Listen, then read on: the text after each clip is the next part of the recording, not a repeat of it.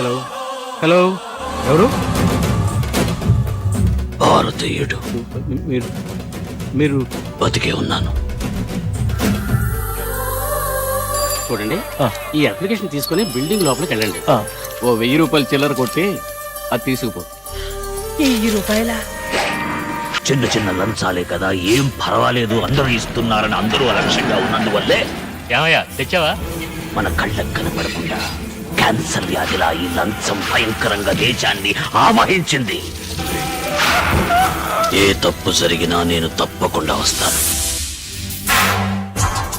Super. గాలి పోసుకోవడానికి ఎట్లాంటి పద్ధతి కూడా ఉంటుందా? చెక్కలు కందితే మన ఐశ్వర్యాలో లేదు.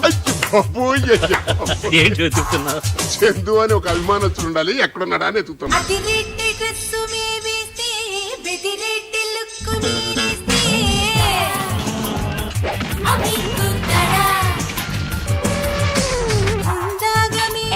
నువ్వు లవరు కదా? None of your business. Chandu, ఎవరిది?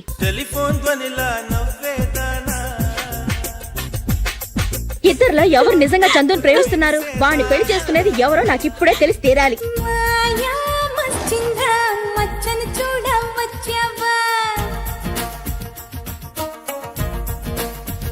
కాదన్నయ్య, 5ో 10ో అయితే పర్వాలేదు. 20,000 రూపాయలు ఇస్తావు. పచ్చని చిలుకలు తోడుంటే, పాడే కోయిల వెంటుంటే, భూలోకమే ఆనందానికి. ఉద్యోగం సద్యోగం లేని వాడికి ఎందుకు 20,000 రూపాయలు? ఎంప్లాయ్మెంట్ ఎక్స్చేంజ్ లో నా పేరు ఇంత క్రితం రిజిస్టర్ చేసినట్టు డేట్ మార్చడం. తప్పుడు దారిలో వచ్చే ఆ ఉద్యోగం నీకు అవసరం లేదు. చిన్న చిన్న గూటిలోనే స్వర్గముందిలే.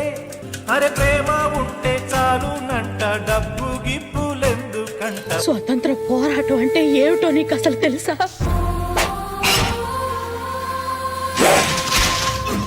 తెప్పలెళ్ళిపోయారా, ఉప్పు తొలగిపోయిందే చిన్నమ్మ.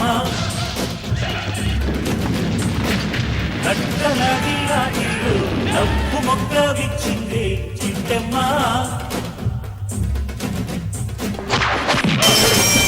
ఇప్పుడు కావాల్సింది ఒకే ఆయుధం, భయం. శిక్షా భయం, మరణ భయం.